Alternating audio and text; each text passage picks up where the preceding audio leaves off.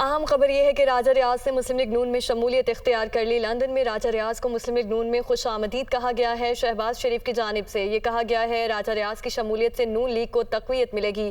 ناب ترامیم پر عدالتی فیصلہ افسوسناک ہے۔ ایک ڈکٹیٹر کے قانون کو بحال کیا گیا، تبدیل نہیں کیا گیا۔ چیئرمین پی ٹی آئی نے 2 بار اپنے حواریوں کو NOC دینے کے لیے نیب کا قانون تبدیل کیا ہے۔ صدارتی آرڈیننس سے نیب قانون میں تبدیلی پر کوئی نوٹس نہیں لیا گیا ہے۔ شہباز شریف نے کہا کہ نواز شریف نے اپنے مقدمات میں نیب ترامیم کا سہارا نہیں لیا تھا۔ نواز شریف 21 اکتوبر کو پاکستان آئیں گے۔ شہباز شریف کی جانب سے یہ کہا گیا ہے۔ یہ جو فیصلہ آیا ہے 2-1 کا، یہ ایک افسوسناک امر ہے۔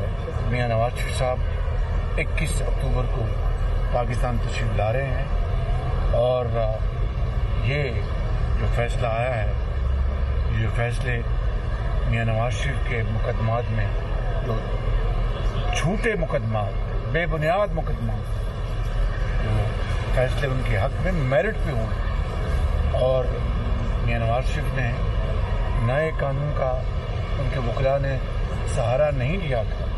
انشاءاللہ اس میں کوئی وجہ نہیں کہ انشاءاللہ میاں صاحب اللہ تعالیٰ کے فضل و کرم سے 21 اکتوبر کو پاکستان وہ تشریف لا رہے ہیں۔ میاں نواز شریف صاحب، میاں شہباز شریف صاحب کا شکریہ ادا کرتا ہوں کہ انہوں نے میرے پہ اعتماد کیا ہے۔ انشاءاللہ تعالیٰ پاکستان مسلم لیگ نون کی بہتری، مضبوطی اور میاں نواز شریف صاحب کے استقبال کے لیے جس طرح پورا پاکستان اس وقت متحرک ہے، میں بھی اپنا اس میں آج کے بعد میں اس کا حصہ ہوں اور اپنا بھرپور رول ادا کروں۔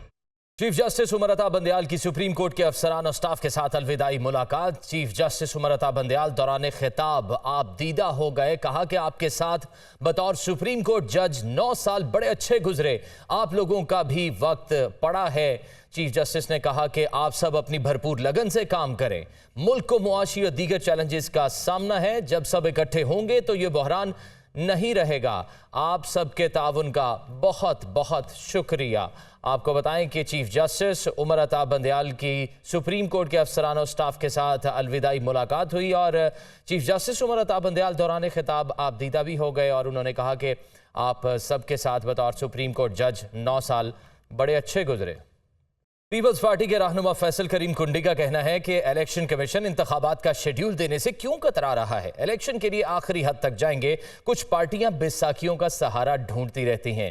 ندیم افضل چند نے کہا کہ سیاسی جماعتوں کا ادارے کے پیچھے چھپنا اچھی بات نہیں ہوتی۔ کچھ لوگوں کو، کچھ پارٹیوں کو ہمیشہ بیساکھیوں کی تلاش ہوتی ہے کہ ہم بیساکھیوں کے ذریعے اقتدار پہ ہیں۔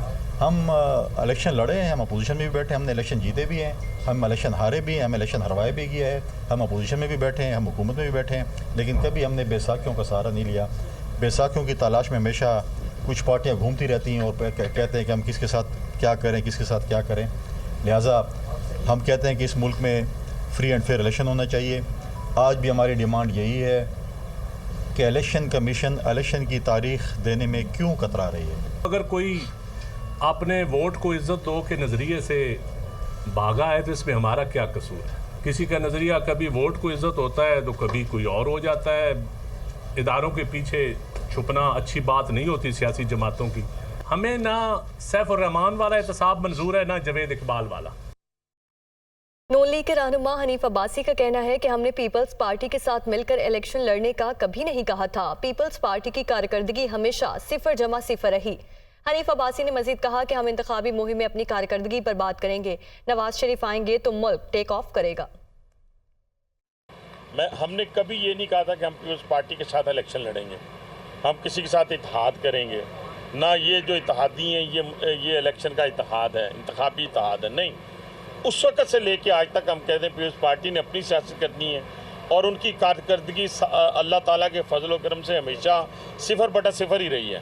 یعنی اپنی وہ اٹھا کے سوائے یہ کہ بھٹو زندہ کے نعرے کے علاوہ کبھی وہ یہ نہیں بتا سکیں گے کہ ہم نے جناب اس ملک کے لیے کوئی موٹر ویز دیں، ہم نے اس ملک کی الیکٹریسٹی جو ہے وہ اس کو پورا کیا، ہم نے اس ملک سے بے روزگاری کا خاتمہ کیا، ہم نے دہشت گردی، وہ ایک ہی بہیں گے بھٹو زندہ۔ ابھی بھٹو زندہ نہیں ہے، خدا کے لیے بھٹو مر چکا ہے۔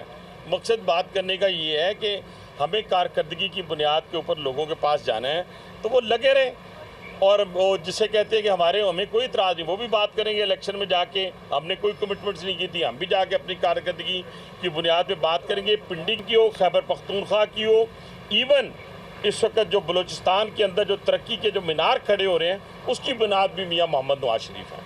आगे बढ़ते हुए आपको बताएं कि जुडिशल कॉम्प्लेक्स हमला केस में जमानत के बाद रिहाई से कबल ही चौधरी परवेज इलाही एक बार फिर गिरफ्तार कर लिए गए हैं। एंटी करप्शन पंजाब ने अडियाला जेल से गिरफ्तारी के बाद पीटीआई के सदर को इस्लामाबाद की मकामी अदालत में पेश किया। अदालत ने लाहौर मुंतकिली के लिए परवेज इलाही का 1 रोजा राहदारी रिमांड मंजूर कर लिया है। ये रिपोर्ट देखिए।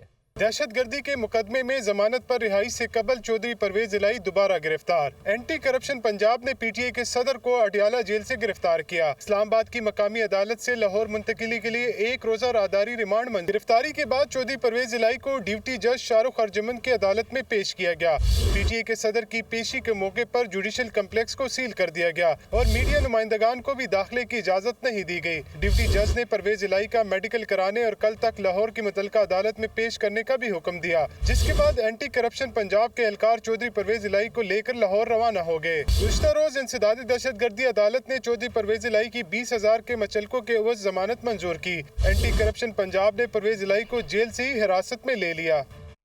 इंटरमीडिएट इम्तिहानात में शानदार नताइज के बाद मेडिकल कॉलेजेस में दाखिलों के लिए मतलूबा टेस्ट में भी सबसे आगे पंजाब ग्रुप के इदारे स्टेप से तैयारी करने वाले तलबा ने कमाल कर दिया। पंजाब भर में पहली 3 पोजीशंस में से 2 पोजीशन अपने नाम कर ली। आतिफ परवेज की रिपोर्ट।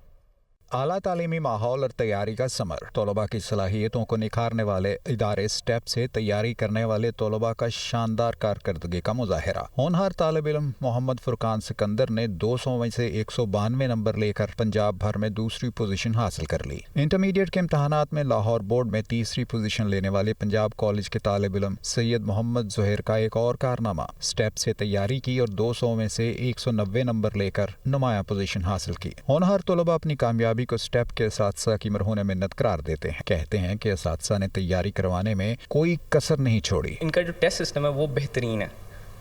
दूसरे इदारे होते हैं उनमें होता है कि बच्चों को फर्स्टली ना 30 MCQs देते हैं और अलग-अलग टेस्ट होता है। कभी किसी चीज़ का टेस्ट हो रहा है, कोई मतलब ऑर्गेनाइज चीज़ नहीं होती उसमें कि एक ही बार में आपको एक ही शिफ्ट में जो है 144 MCQs दे दिए जाते हैं। उधर बर्डन नहीं डालते, वो बच्चों को थोड़ा लाइट रखते हैं, ईजी रखते हैं।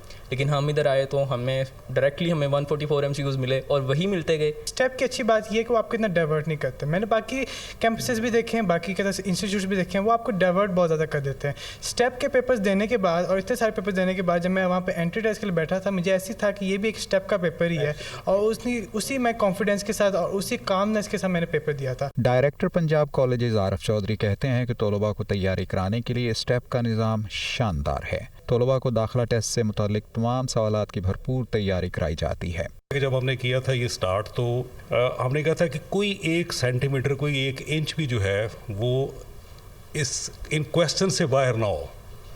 तो ये हमने इस तरह डिज़ाइन किया है कि हमारे जितने टीचर्स हैं वो सारे हार्ड वर्क करते हैं, बच्चे साथ हमारे हार्ड वर्क करते हैं और इतनी इनकी प्रैक्टिस हो जाती है कि जब मर्जी इम्तहान हो तो दे परफॉर्म वेल। स्टेप के पोजीशन होल्डर्स को इदारे की जानिब से सालाना 50,000 रुपए के स्कॉलरशिप्स भी दिए जाएंगे। न्यूज़ स्टूडियो से फिल वक्त इतना है।